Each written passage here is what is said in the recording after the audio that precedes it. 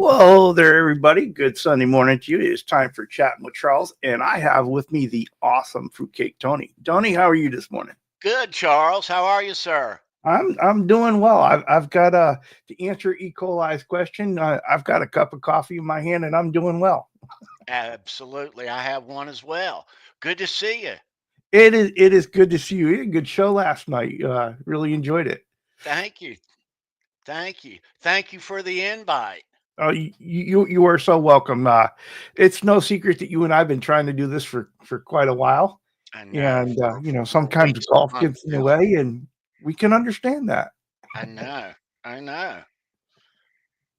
Right on. All right. Well, let's see who we've got in the chat with us, Tony. Let's see. We got Paul McNary was first in the chat. Hello there, brother Paul. How you doing? We got Dan Ellis. Dennis Ellis here with us and saying hoping everyone is warm and dry. And we were talking about this in the green room, how we were both had nothing but rain last week. I know. Warm and wet, but Yeah, well, we were cold and wet, but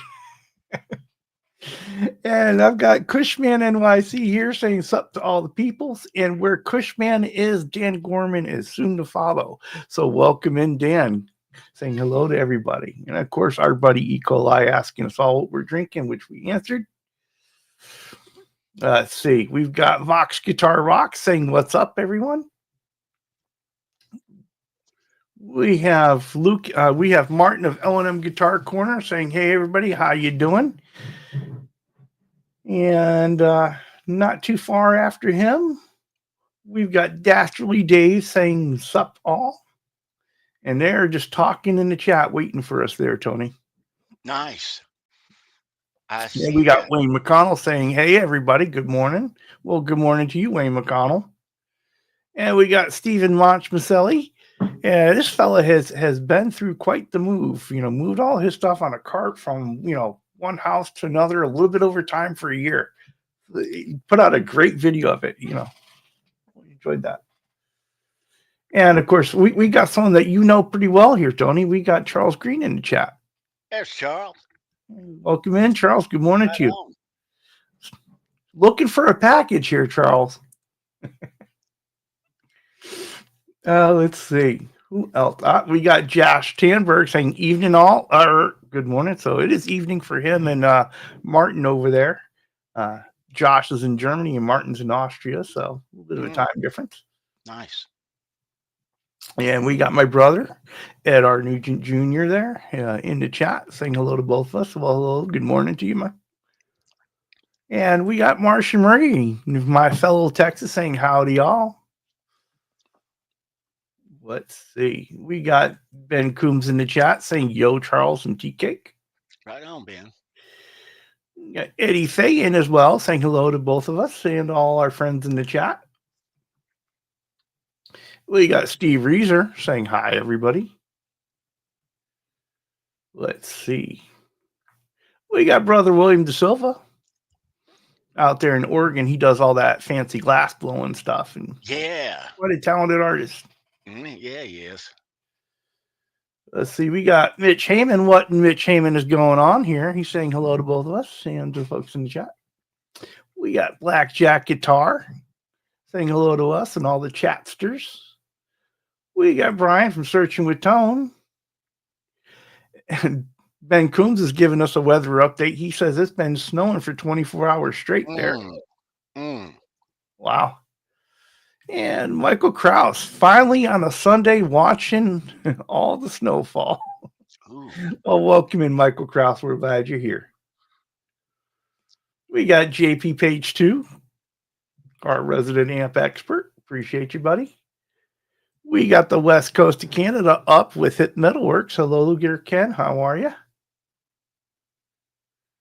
Let's see. Wow, they are just coming in. We got Patrick Treitz making an appearance. Hello there, Patrick. Good idea. Everybody is saying hello to everybody. There he is. Time surfing alien. Coolest avatar on YouTube, I'm telling you. Nice. All right, and that catches us up in the chat because now they're just all saying hello to each other. So Tony, that means one thing, my friend. It means it is time for the obligatory question on chatting with Charles. Okay. Are you buckled down? Are you ready for it? I guess I am. All right. So what we all want to know here is, how does Fruitcake Tony begin his guitar journey? How do I begin my guitar journey? Hmm. Well, I was a young Kiss kid, um, and Ace Frehley made me want to play guitar Mhm. as a little boy. Um, so being a fan of music and a Kiss kid as a young kid, I started guitar lessons at 10, I think, Wow. 11 maybe. I think it All was right. 11. Yeah, and went for a couple of years every weekend morning, Saturday morning. Me and a bunch of other kids my age, and it was cool for a while. And some dropped out, some continued, but it was just the once a week thing. And well, it's not there anymore. The name of the place and the guy, I don't know how old he is now. It was called Les Howard Music, Nice. and it was on Guest Road in Durham, North Carolina. Yeah, and good times. And a younger guy came in, a, a younger instructor. He was college age, and he used to give us um, backstage passes, and we learned cool songs. And he was real cool, and not a bad influence, but you know Mm-hmm. he knew people, and he knew we were young rock fans, me, a couple other kids in class, and yeah, well, it ended up scoring, you know, backstage, you know, Van Halen, Rat, you know, so So you started off, you started off that story with the idea that you were a Kiss Army guy, right? yeah, And so is that what really made you want to pick up the guitar, or was it?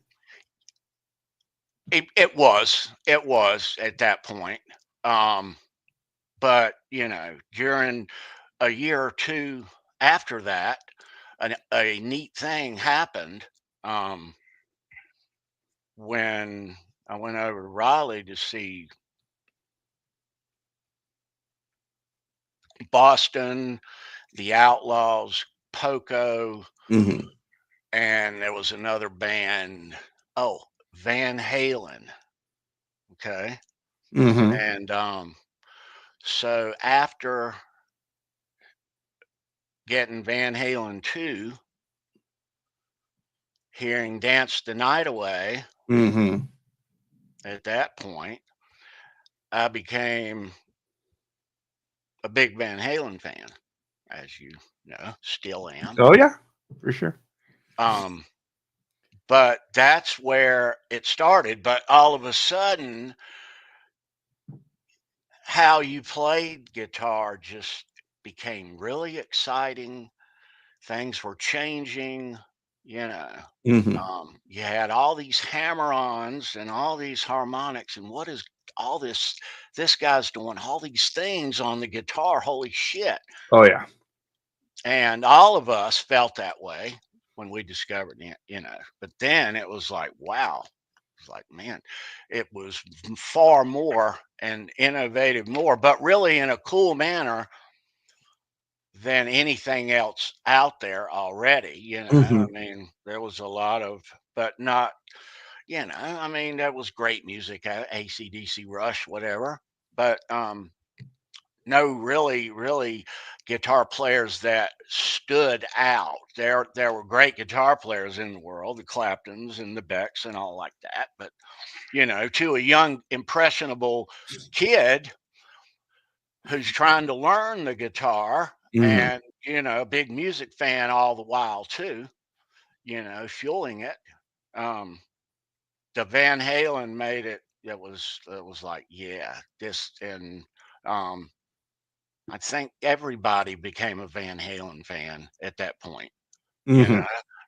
It Yeah. not then 1980, 81.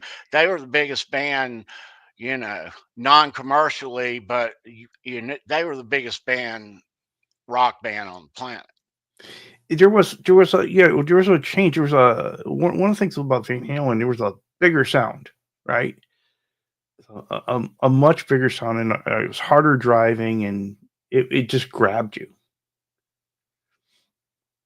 It did, but it had those elements that drew that wide audience, you know, um, the Roth stuff and the show and all. It made the music exciting. It made the songs. They were great, great songs too.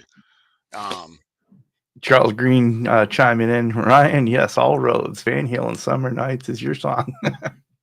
Yeah, Ryan definitely has "Summer Nights" down for sure. yeah. Oh yeah.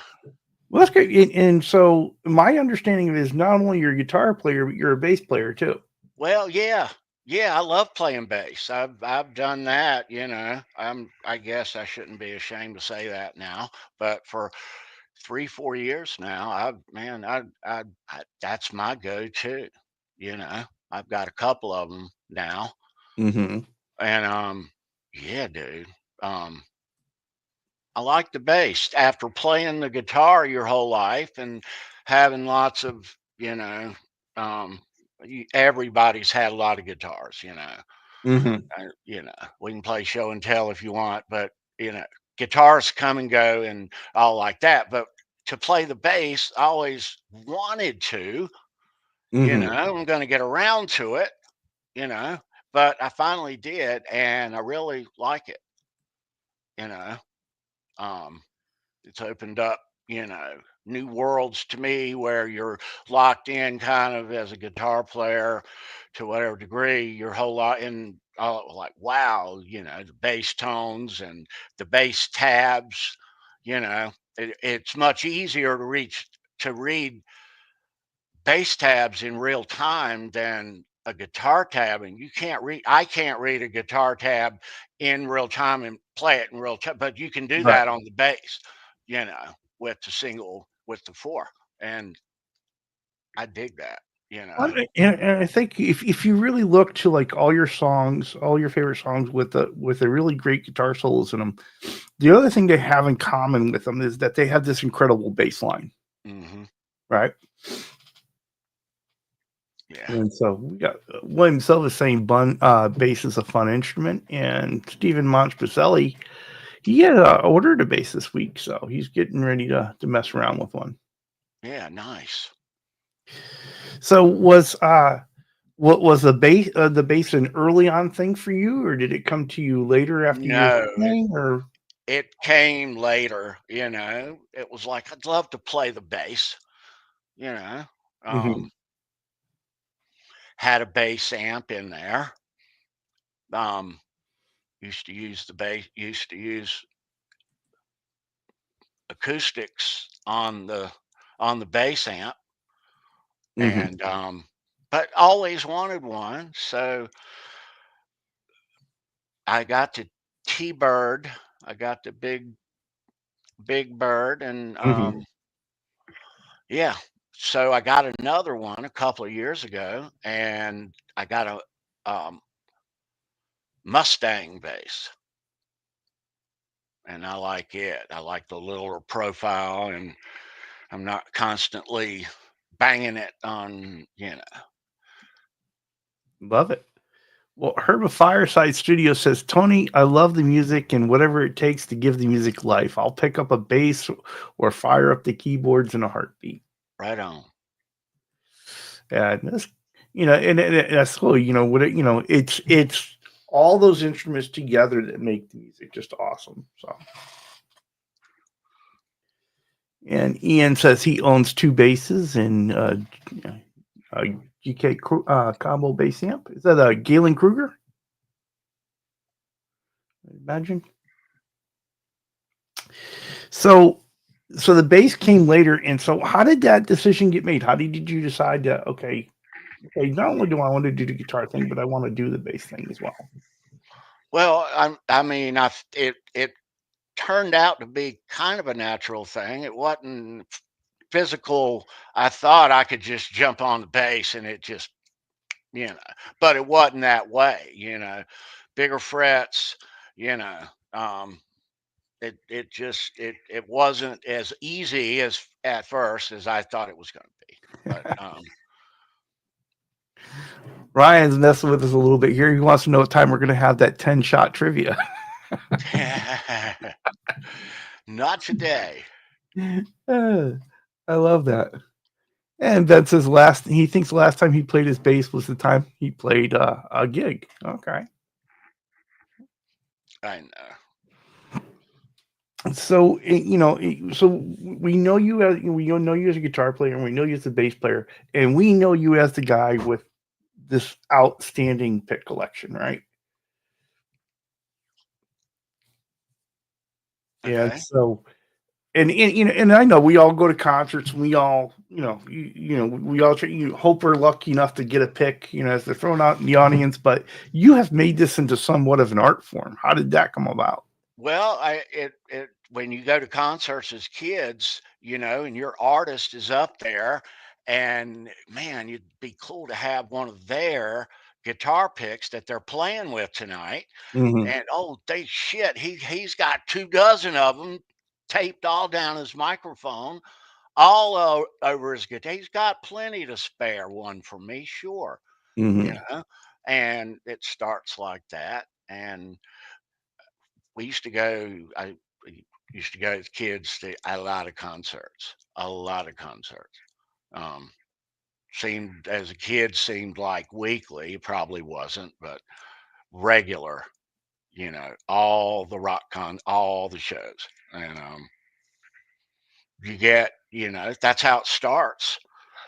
Um, and but yeah, over time they accumulate, and it becomes a thing like that. Yeah.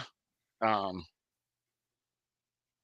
But that has been since the first guitar pick I ever got at a concert was at a Van Halen concert in 1981. Was it really?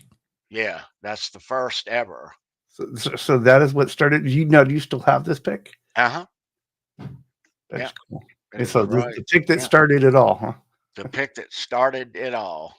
Um, yeah. Well, how did you ever come up with this idea of? I mean, it seems so simple now, right? Show me your pick, right? It seems so simple now, but I don't think it's anything that would have occurred to me. Hey, let me do a live stream on picks and try to pair it with, the artist, and and have this hour to 2 hour conversation about it. Well, it is unconventional, the idea of it, but it was something that as a collector you have to understand it was something that you is nobody sees or knows about. You've got this magnificent stamp collection, and Hmm. it's in all these books, and but nobody ever sees them. Hmm. So to kind of solve that, and to do live streams and talk rock music all the while, although it's all genres, um, we I tried to think of a way to incorporate a live stream with a memorabilia guitar pick collection. I mean, how do you? So Steve Rosen, the writer, me and Steve knew each other years before Hmm. any of this YouTube stuff. Steve is a memorabilia um, seller, Okay. dealer, and that's how I knew Steve, and I discovered Steve just like everybody kind of else did, like, ain't that the guy that used to write the Van? So I figured I had a pile of Guitar World magazines in the bottom of my closet, is how I and hey, you're that guy is how we met, and we had many, many Van Halen talks through the years, between 5 and 10 years. I, and then we started to try to think, well, how can we put this on the internet in like a live stream and talk about this stuff? Because Steve, you got a lot of other stuff around your place too, and Mhm. stories, rock stories that like interviews and all like that. And he was like, yeah, that's right. And so we incorporated um, dear friend Sandra Picorni, who at that time um, jumped in and helped me and Steve bring that live stream thing to life. You know, Mhm. she I had no idea how to do create, but I knew I wanted it to look like that. I knew Right. the logo, I wanted it to look like this, and but I didn't know how to make it. I didn't know how Mhm. to, but she did, and she took all these ideas from me and Steve, and when you see these videos and these logos and all, Mhm. you know, my idea, her creation. I mean, I I couldn't love have, it. you know, I don't think she could have dreamt it up, but I couldn't have imagined how to create what was created, and the backdrops and everything. But what she also did was all the while us new live streamers learning how to do this stuff, she was a great teacher in me learning about this live stream stuff. Yeah. So, yeah, Eddie Faye saying that is a cool story of teamwork, and want to welcome it Edward Green as well.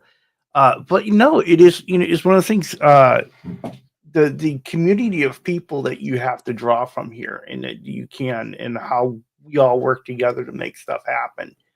And I think we all have that because, uh, the things that Ben Coombs was that guy for me, right? I started making little appearances on his show, and then all of a sudden I was making videos, and then eventually there was a live stream, and and all along the way I was getting that tutelage there. So I know what you're saying. Yeah, you have this vision of something, and you got someone that helps you, and then it's nice because as it comes along, other people see you doing stuff, and they reach out to you and they say, well, how do you do this, and how do you do that, and spread that love.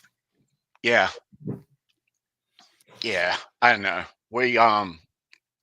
I've always been a fan, and how we started the show. It was Steve and Sandra and me, Hmm. and Sandra would pop in and out intermittently, and she would take care of the chat, post all the links, moderate, like a moderator should. And she, I told her and Steve that it, to have multi people on the panel, it's one thing to have just a couple people like this, but Hmm. to have a third or a fourth, I think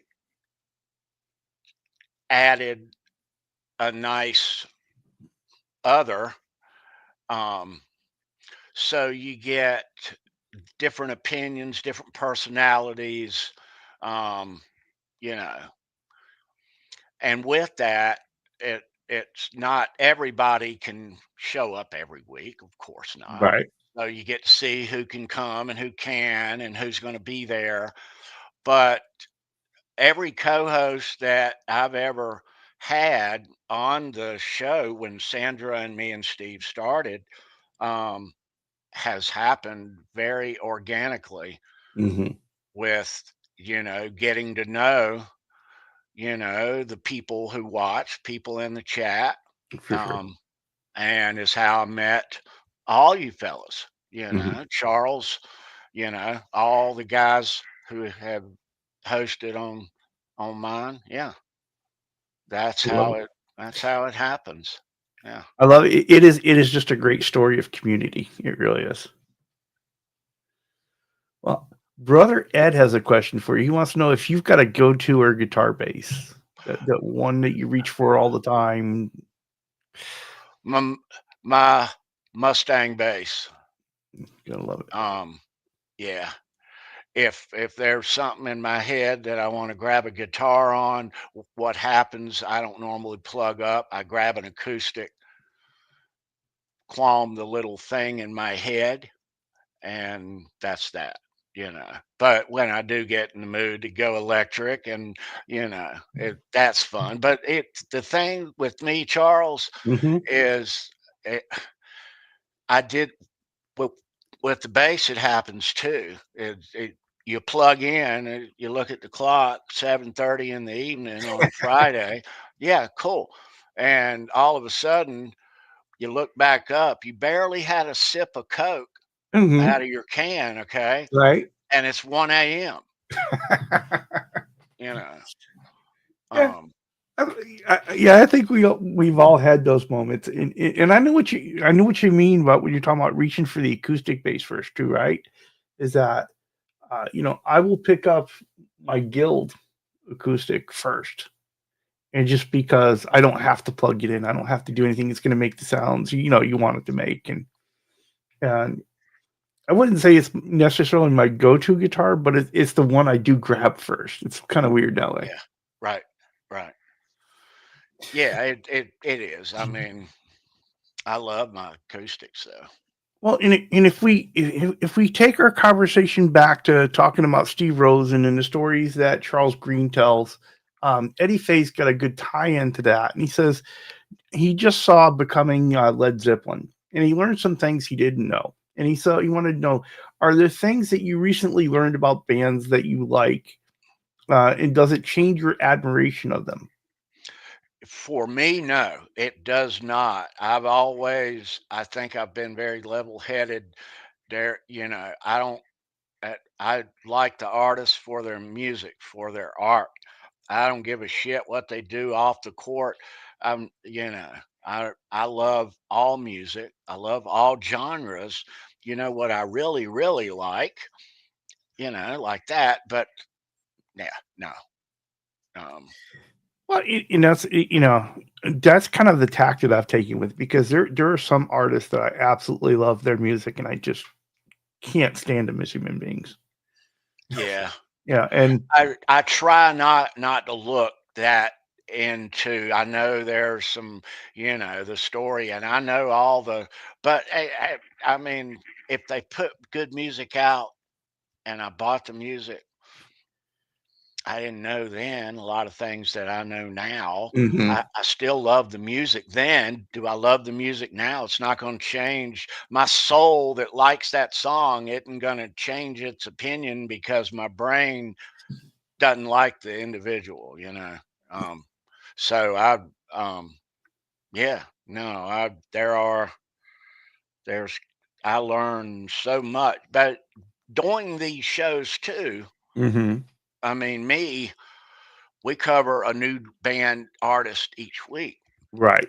but all these come straight from my collection. It's collection based, you know. Um, so So everything's a connection to something you already have.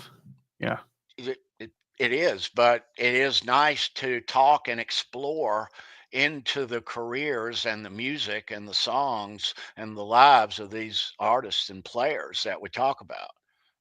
I like that part, and everybody has something on our crew. Charles Green, Brendan, whoever had have something great, a Mhm. story behind whatever it is that we're doing that night. And it's always been fab. That's why I've always really liked multi guys on the, you know, Oh, it yeah. brings It's nice to other have, aspects. one of the great things about your shows, it is just as much of a hang as it is, let's talk about this artist in this pick. And it's real folks talking about real stuff. Right, right. And so and you're right. So when you have it like that, and you've got so many people to draw from. There are going to be good stories, and it's going to go off track a little bit, but it's worth the journey. Right, right. Exactly. And but that's the beauty of each week though. We there's I've got these guitar picks of this band and that week. Oh, but Charles has this connection to this particular band that we're Mhm. going to show their stuff and couple passes from tours back in the day, and it fits right in. Next week it's a new artist. Brendan, he went and Mhm. saw him live last week, Yeah, let's, whatever, So, yeah, that was a good Billy Gibbons story yesterday. yeah, that was cool for him to get to meet that guy up close like that too. Oh yeah, for That's sure. ooh, yeah, man. Nice how he got to go last and get a few more minutes out of it. Yeah, I know. That was cool. But, I'm glad he got to go. He's been so sick. Mhm. So yeah. So if you thinking about your pick collection, and we know it started with the Van Halen pick, but is there like one pick that you have? Is there like one pick that comes with this really awesome story about how you got it, and is like your favorite story among them? I like that, but there are picks. There's lots of stories with picks. There are obviously hundreds of that have no story attached, but um, the the I don't know. I like the first Rat pick that I ever got from Robin Crosby. Mhm. Almost looking straight up. It was weird. They were opening. It was during out of the set. It was early, and he dropped a guitar pick down, and it went like end over end, ever so softly like that. And I had both my hands out like that, and it fell right in. Swish. Yeah, Um, that's cool. That's cool. yeah, that's So, a cool. is there a pick that got away story? Yeah, many.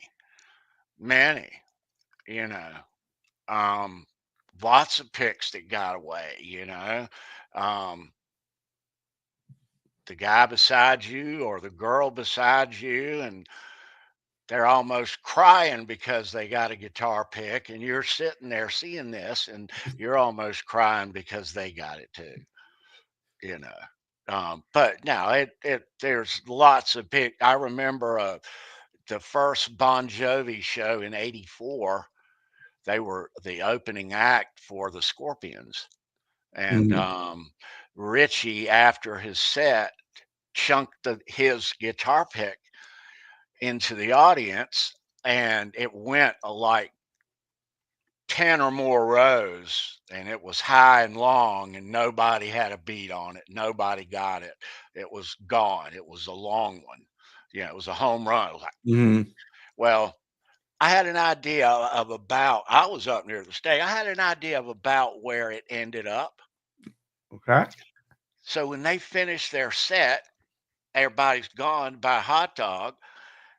And about where I thought it was, there it was, right on the fucking floor, under a seat, under a metal chair. Yeah. Love it. Love it. So is there a pick that you don't have that you've been wanting? Imagine there must be. Ah, well, um, you know, back before um, getting your name engraved on your guitar pick became a thing, they just used regular logoed Fender, Gibson, whatever, Manny's. Um, Mhm. but to get like a Hendrix guitar pick, um, or something of that magnitude, you they're out there, but they're generic. They have an affidavit with them, Mhm. but it's still. you are taking a huge gamble. Um, but something like that, if you absolutely knew, like, Jimmy's aunt or something, a family member, and you absolutely knew this was his, that would be Right. different, you know. But some are like that. Kurt Cobain used the Dunlop, the point, um, the orange point, I guess, 5 or 6. And Yeah. yeah, I will say that he used those, and those picks of his, if there is ever one in the market, comes with an affidavit. It does. And I Nice. have one with an affidavit. I took a chance on one a few years ago. Um, So I but think yeah, that piece of paper's worth everything, and the guitar pick ain't worth anything, he's you know, is the thing. But really, the piece of paper doesn't hold a whole lot of weight. no.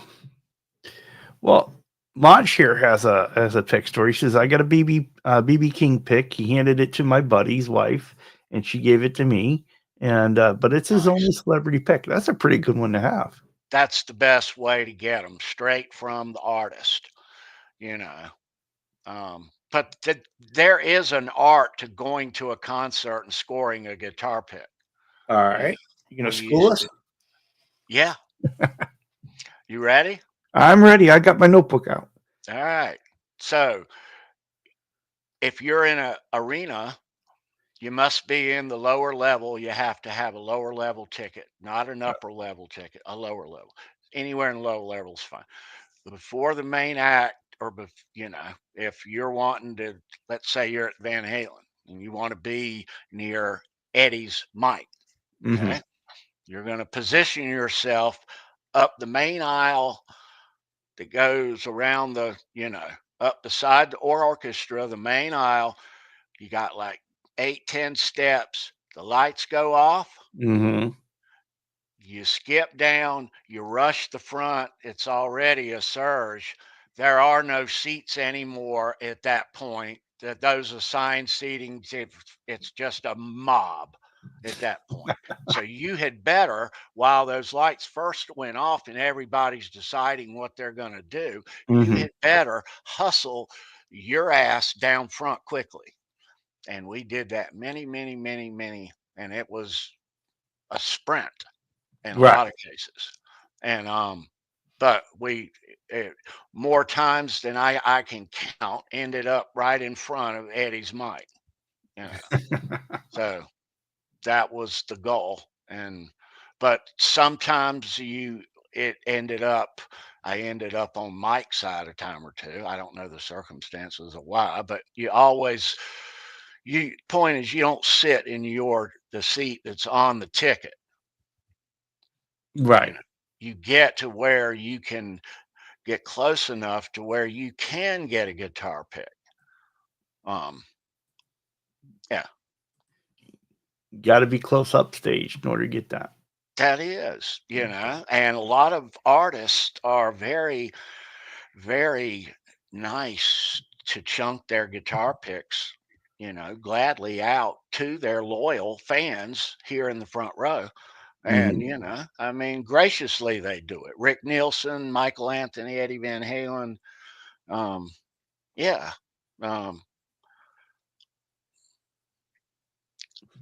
but yeah, Well, Eddie's got an interesting question. And it just seems one that just has to be answered. He says, "So Tony, when you play with those picks, does it feel like lightning and inspiration strikes you as you're rocking out?" no, I've never played with any of the artist picks that I have in the collection. It's nice when some are stage use, some are not, but it's nice when they are and you see the pick scrapes on them Mm-hmm. like that. That's cool. But no, I've never. it sat out and played. I don't know if lightning would happen or not. That's a good question. Maybe maybe I ought to try. Yeah. Right, But it's that dichotomy of I want to keep it mint and I want to touch I want to touch and play with the pick that Eddie played with, right? well, that's the whole idea of having the collection there to Hmm. start with is, you know, that guitar pick is the connection to the artist and the music. There's only one thing in between them, that guitar pick, Hmm. you know. And Dashly Day says, you know what side the guitarist typically plays on? Well, I guess you could, you could take a look at the pick and see what side the pick scrapes are on and figure it out from there, see where the wear is. But you've put more hands on more of them than I have, so what do you think? Well, it is, you can see, for instance, like at a Van Halen show, their guitar tech, he'll put, let's say that this is a Van Halen logo. Uh-huh. Okay. It's taped on the mic stand to where the logo is outward. So Ed's going to grab it like that. So the pick scrape is going to be on the side. Yeah. Okay. Because that's how it was grabbed off the mic stand. And it's nice to see that, you know. But you see it, I see it in a consistent manner. Look, you know what I mean? Yeah. More than one, and because they were taped up there with the logo outward, you know. I'm just looking to see what the chat has here.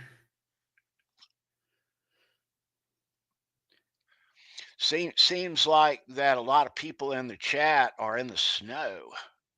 Yeah, it is. So a bunch of folks have been getting a lot of snow, and or like us, had all the rain. But yeah, getting a bit late here. Howdy, everyone. Feel like I'm living in a snow globe today. The storms are worse here than a couple days ago. Condolences to all the shovelers out there, for sure. Yeah. I love it. Well, let's talk about Halenville, because I know you've got an episode of Halenville that's coming up soon. Yeah, Halenville. All right. So Halenville is a place that we created. It's kind of like Margaritaville, you know. Mm. You ask Jimmy where that is, you know what your answer is. So it's kind of like that. And we we wanted to talk about Van Halen all the time. You know, we kept bringing Van Halen up. Steve and me did on Show Me Your Pick every, but being a big Van Halen fan, I guess after a year and a half of doing Show Me Your Pick, it was a natural thing to start a Van Halen weekly show too. So Mhm. off we went. Me, Johnny Bean, Bent Tom, um, and we're joined by some great co-hosts after that. There's B, There he is.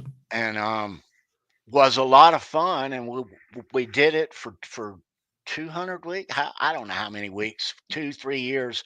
We ran a weekly Halenville, and we stopped it last in the summer in August, and Mhm.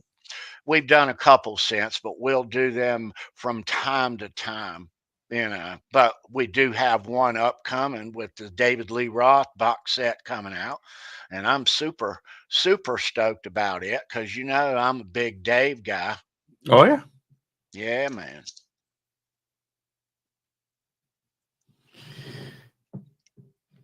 So is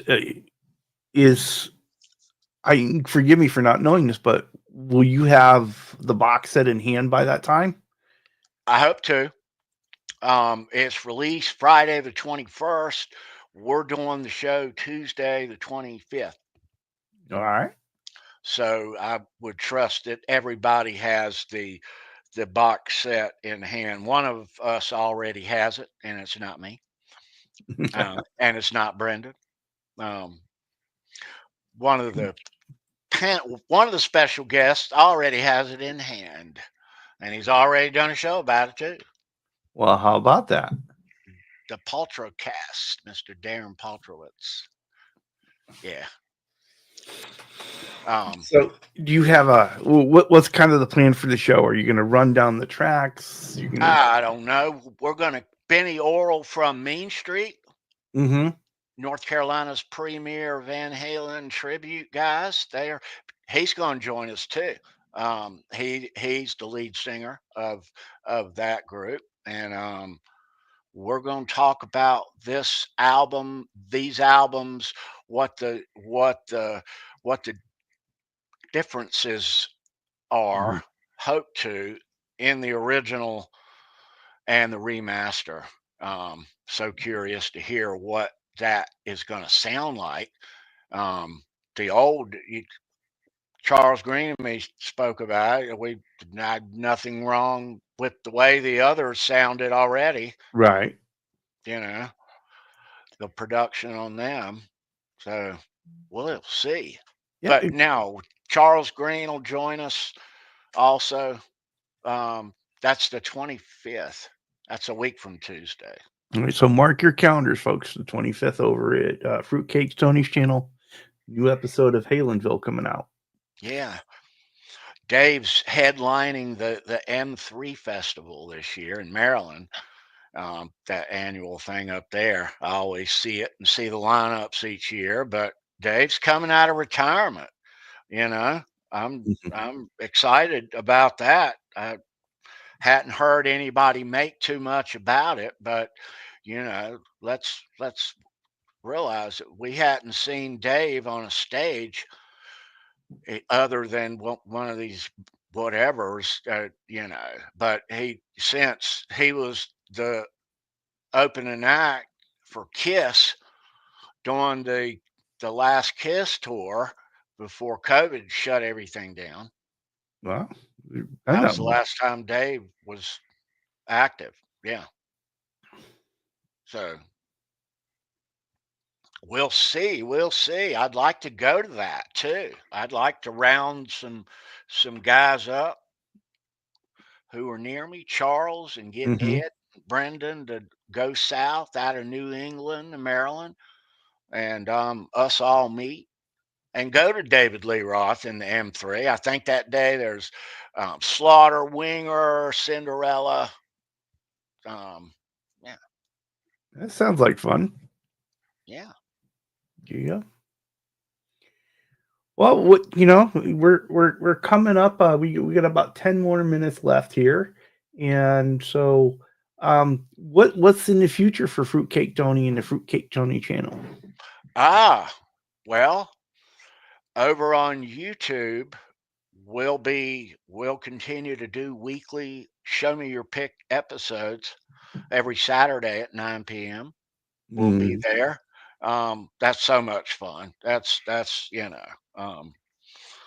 yeah, so much fun for all of us on the panel, and hopefully, if you come and hang out, you'll have a good time too. But it is um, it is something that we will continue. YouTube and show me your pick. I have many, many, many, many episodes left here. Um, so ultimately, we are just getting started. As far as the show me your pick episodes, mm-hmm. and I'm going to keep them weekly, like I have, same time, so everybody's used to that. Hopefully you'll be at a concert or at the beach or on a date somewhere real on a Saturday night. But should you be at the house or waiting on your lady in the restroom, you can tune in to us on Saturday night. There you go. And it's always a good time over there, isn't it, Tony? Hope it is. I hope it is. I have a great time. I know that. Um, yeah. There's Ed. Yeah, Ed has made it. He's been in for quite a while, and I love this comment. Sometimes we're having so much fun we forget to discuss the artist and his mix. I know. And that Sometimes and that was the case last night. You guys were just on in the conversation. You guys were having a great time. It we was lose ourselves sometimes. We even forget to show the memorabilia at the end because, mhm. I mean, Oh, you guys were having so much fun. You had a hard time making it through the chat. I know, I know. But that's what it's all about, though. Yeah, no, it That's is. what It is about that back and forth, and it's why everybody shows up, right? It's right. But to the artist in question, we all do. I do hope that we do the artist justice as far as the conversation about mhm, them. yeah. Um, yeah. So. But yeah, these episodes they're new for all of us. I'm no expert. I definitely do all of my homework, but I'm a collector, you know. Mhm, Just because I have, 2 dozen Pearl Jam guitar picks doesn't mean that I'm a Pearl Jam expert, right. and I get to have as much fun learning and talking about, and these songs of theirs get stuck back in my head, and we get to listen to this cool music ultimately again. Um, but that's the beauty of it. But that happens to Brendan and Ed and all of us. Um, It was just a matter of time before this question came up. Well, Kraus wants to know how many picks mm, are there in your collection? oh, okay. How many picks? All right. Well, I would probably have to. Mm, the total between, and this is not individual differences. I like to think that everybody on the planet's represented plus multiples. Okay. Mhm, Um, and some people, there are many multiples, some is just one or two, but I would say all total probably between probably between 6 and 8,000. wow. And you have quite the storage system. Like they all have a container. They all have divided containers and blah blah. Yeah, You yeah. can locate a pick when you want it. Yeah, but even that gets to be a task because you try to do it either alphabetically or genrely Mhm, but it's still there's players that play two bands, they're solo artists and they played in a country band too. You know, mhm. I mean, but sometimes it gets tough to find. And I have to show them next week because I apologize. I'm sorry I didn't get to show this pic. That just found it. That's from last week's show. Um, yeah, but that happens. But no, it's fun. And on my end, the collection end, I get to document all my stuff on the internet. Mhm. You know, I mean, so it's there. You know, but all the while, the collectors, their collections are getting bigger. Yeah. So I like that aspect. But and how does it feel? Because I mean, there's no doubt you've inspired folks to start collecting picks themselves. Yeah, well, that's I was inspired. If you collect guitar picks, you Oh, should you should check this book out. Um, I wouldn't even thought that there would have been. That is cool. yeah.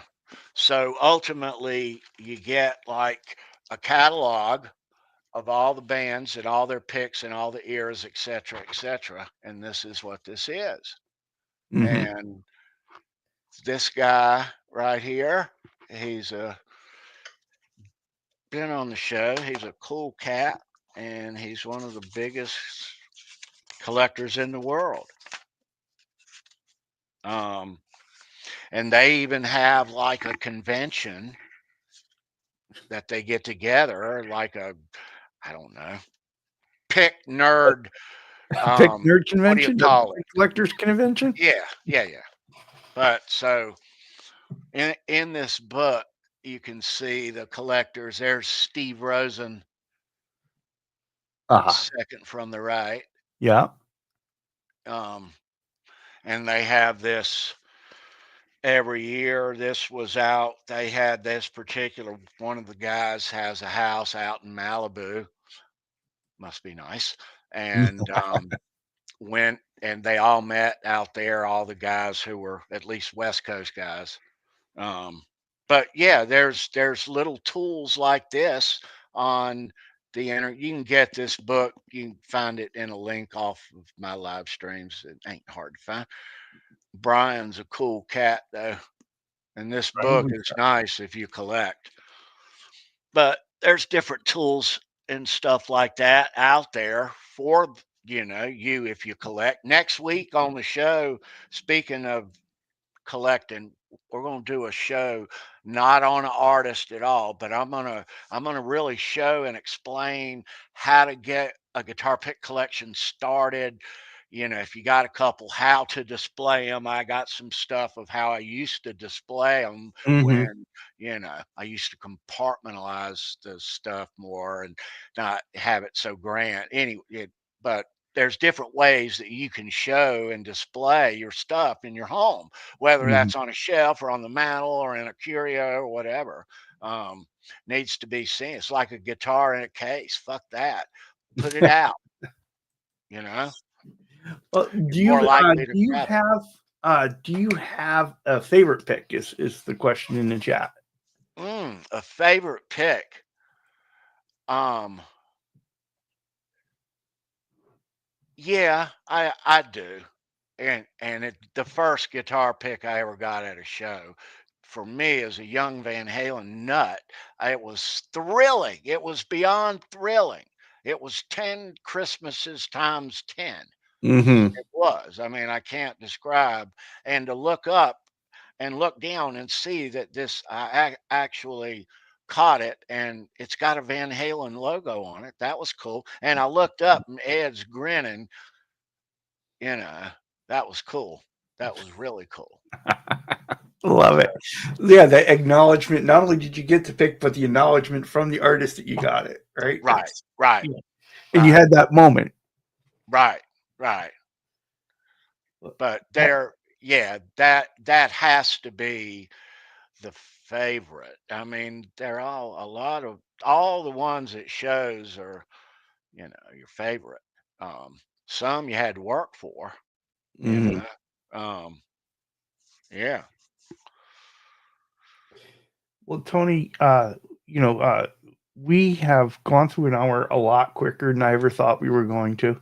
it's And wonderful. it is just, this has been a great show. And I really want to thank you for coming on. I've been so looking forward to doing it. My pleasure, Charles. Thank you for having me. This has been a blast. Absolutely. And it's nice to see everyone in the chat. A lot of familiar faces who I know. Nice to see you guys. Yeah. And a lot of ones who I haven't met yet. So nice to see everyone. Hope your Sunday is going to be swell. I'm going to cook some hamburgers here in a little while. Hopefully, I'll have a little break in the damn rain to where I can take her out, Mhm. Lucy Lou. She's over there.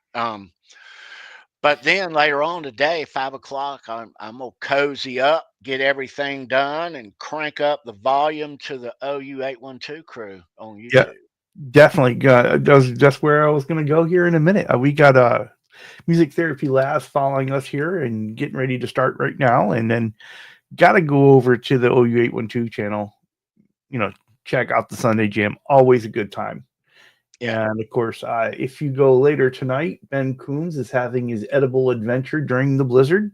you always got And to watch Ben too. yep, you got to go over there. And so it is a full day on YouTube. Rumor is Pete Thorne may go live. Always. Hmm. But the must haves, OU812 crew, Ben Coombs, Check out Absolutely. music therapy last. Absolutely. Well, Tony, you hold on. We'll talk a little bit more here as we let these folks wander over to last. Sure, sure. All right. So let's get them going out and have a great Sunday, everybody. Thank you so much for being here with Tony and I. Thank you, Charles. Thank you, Tony.